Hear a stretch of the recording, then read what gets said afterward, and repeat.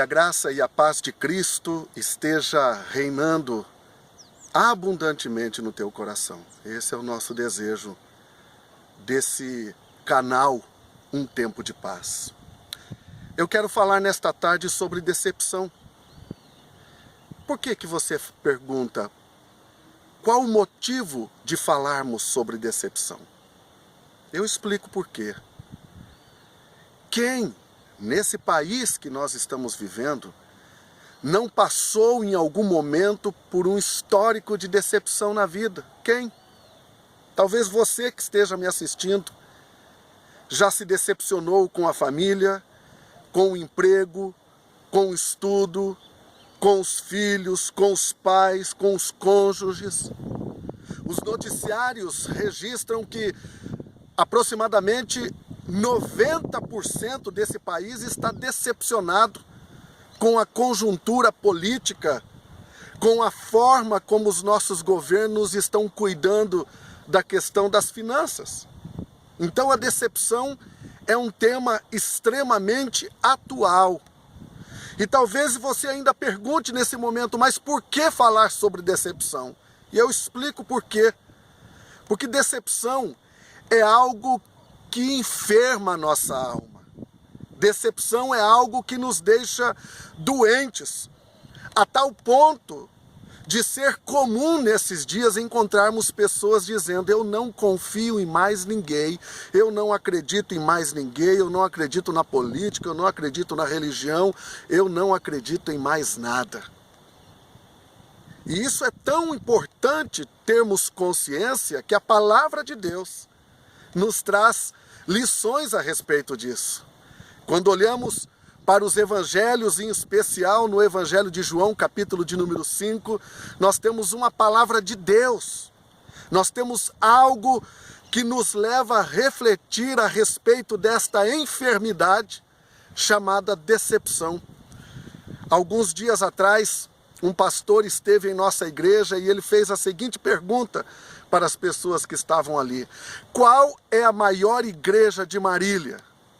E várias pessoas responderam segundo o seu conhecimento sobre determinadas coisas. Uns diziam é a Assembleia, outros diziam é a Batista, outros é a Presbiteriana, é a Independente, é a comunidade A ou B. Mas ele falou: olha, vocês estão enganados.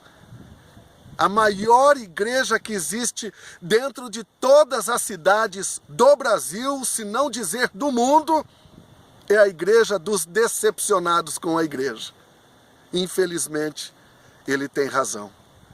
E é por isso que a palavra de Deus nos traz lições a respeito disso.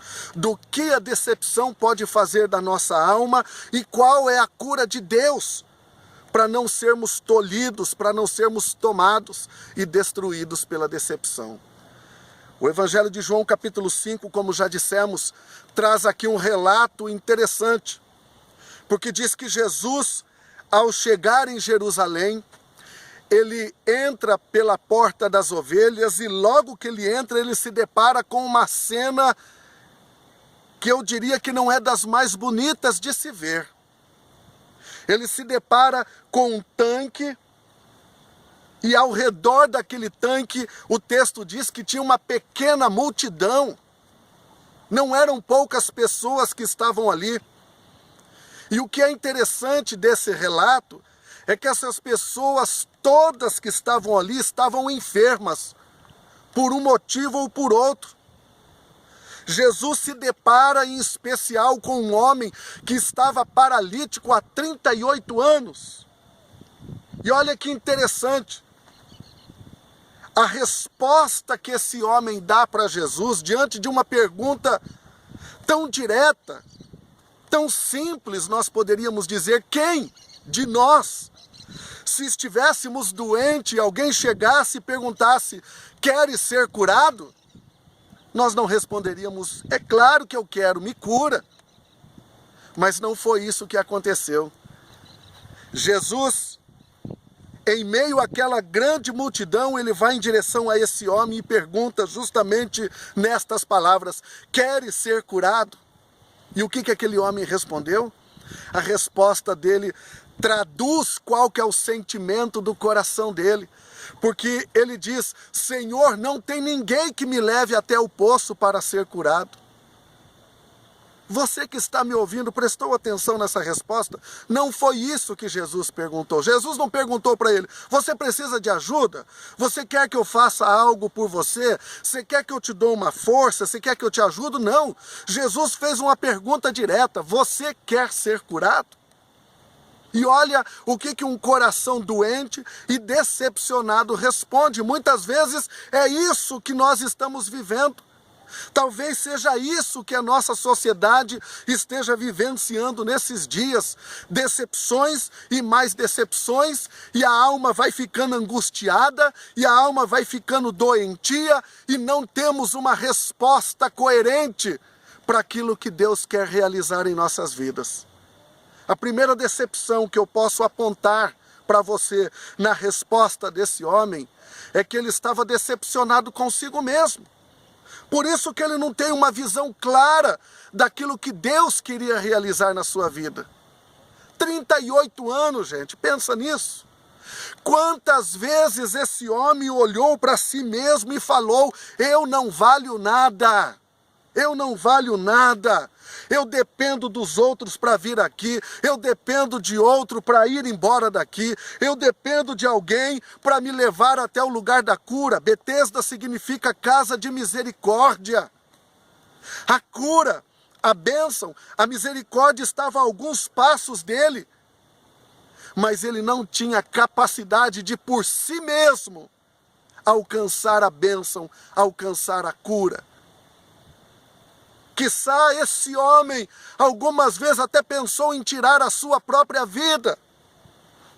Talvez nesse momento, você que me assiste está agora olhando para si mesmo e falando: puxa, nada dá certo comigo. Tudo que eu tento fazer não dá certo. E você olha então para o Salmo 1 dizendo que aquele que teme ao Senhor e anda nos seus caminhos é como árvore plantada junto a ribeiro de águas, cujas folhas não caem, e tudo quanto fizer prosperará.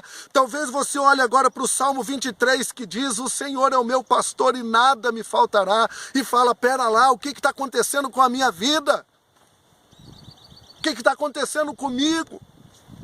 Decepcionado consigo mesmo, porque você é um meio projeto de pessoa, é um meio projeto de vida, e tudo que você tem tentado fazer não tem conseguido levar a cabo. Tem começado um monte de projeto, mas não tem terminado nenhum deles. E isso te deixa doente, te deixa angustiado. Essa é a primeira decepção que nós podemos ver na vida desse homem. Mas tinha uma segunda decepção, porque a resposta dele mostra que ele estava decepcionado com as pessoas também. Como que ele pode responder para Jesus: não tem ninguém que me leve até lá, se o texto relata que havia uma pequena multidão naquele lugar? Decepcionado com as pessoas, decepcionado, desacreditando na própria vida e que ainda existe bondade neste mundo. Eu fico imaginando aqui nesses 38 anos, quantas vezes esse homem combinou com algum outro que também estava ali precisando de um milagre. Porque o texto diz que de quando em quando vinha um anjo e mexia as águas, e o primeiro que entrasse era curado imediatamente de qualquer mal que tivesse. Portanto, ele talvez combinou com um cego e disse: cego, olha, fique aqui do meu lado. Você não consegue enxergar quando as águas se movimentam, mas eu consigo. Então, quando as águas se movimentarem, eu grito para você: corre, cego. E você corre e se lança na direção que eu te mostrar. E você vai ser curado. Mas, cego, pelo amor de Deus, por misericórdia, quando você alcançar a sua bênção, me ajuda. Volta aqui, me ajuda a chegar lá. Eu preciso que alguém me socorra, que alguém me preste um favor, que alguém seja um ombro amigo. que alguém seja um suporte para a minha vida. E o cego fala, pode contar comigo, pode, fica tranquilo, não se preocupe. Talvez ele diga, cego, mas pelo amor de Deus, não me deixa na mão. Muitas pessoas já fizeram isso. O cego fala, fica tranquilo, olha, eu sou teu irmão, estamos juntos, como diz aí na gíria popular, estamos juntos. E quando chega o momento definitivo, o cego corre na ordem dele, recebe a cura e já sai pelo outro lado, alegre, contente, porque não é mais agora escravizado pela enfermidade. E esse homem vai falar como muitos hoje estão falando, na hora que eu mais precisei de você, você não estava presente, você não quis me ajudar. Talvez seja essa a sua realidade. Nos aconselhamentos que eu tenho feito para as famílias, eu tenho visto os cônjuges dizendo, no momento que eu mais precisei dela, no momento que eu mais precisei dele, no momento que eu mais precisei do meu patrão, do meu amigo, enfim, na hora que eu mais precisei, eu não pude contar, na hora que eu mais precisei, ele, ela, não estava presente para me auxiliar. E isso gera enfermidade, porque é comum nós ouvirmos agora as pessoas dizendo, eu não acredito em mais ninguém. Essa é uma segunda lição que esse texto descreve, e que pode ser a causa da enfermidade da sua alma também. Mas o texto, ainda a resposta desse homem, nos leva a uma terceira consideração, porque esse homem também estava decepcionado com a sua religião. Afinal de contas, os termos anjo e milagre são termos religiosos. E acontece que a religião desse homem não podia trazer as respostas que a sua alma ansiava. Há 38 anos ele estava ali, cativo, paralítico, aprisionado, escravizado pela própria circunstância da vida. Portanto, decepcionado consigo mesmo, decepcionado com as pessoas, decepcionado com a sua própria religião. Alguns meses, alguns anos atrás, eu vi uma notícia, uma chamada interessante numa rede de televisão que dizia assim, olha, hoje teremos o culto da troca de anjos. Se você não está contente com o teu anjo da guarda, venha para o culto e nós vamos fazer a cerimônia da troca de anjo. Eu falei, meu Deus, que é isso? Parece brincadeira. Mas, e eu não estou agora querendo dizer que aquilo lá está certo. Não, não está. Quem tem Cristo na vida, quem tem a presença do Espírito Santo na vida, não precisa absolutamente de troca alguma. Por quê? Porque a palavra de Deus nos diz, através do apóstolo Paulo, em Filipenses 4:11, aprendi a viver contente em toda e qualquer situação. Aleluia! Graças a Deus. Essa é a escola do contentamento para quem tem Deus na vida. Portanto, se essa é a sua situação, e talvez você esteja olhando agora e fala assim, poxa, eu vou lá, eu converso com o pastor, com o sacerdote, converso com quem for, me aconselham de tantas formas, e eu não encontro luz para o meu caminhar. Você é justamente essa pessoa que precisava ouvir essa palavra. Você está decepcionado, querido. Você está enfermo, você está doente. E Deus, neste momento, chega até você e pergunta, você quer ser curado? Qual que é a tua resposta? Será que você vai pedir uma muleta para Deus? Não tem ninguém que me leve lá? Será que você vai choramingar para Deus, dizendo, coitadinho de mim, olha o sofrimento que eu passo? Ou será que nesse momento você está pronto para se prostrar diante do Rei da Glória, do Eterno, do Todo-Poderoso e dizer, sim, Senhor, eu quero ser curado. Cura-me de todos os meus males, de todas as mazelas que têm enfermado a minha alma. Eu estou pronto para aceitá-lo, eu estou pronto para recebê-lo. Eu quero ser uma nova criatura em Cristo Jesus.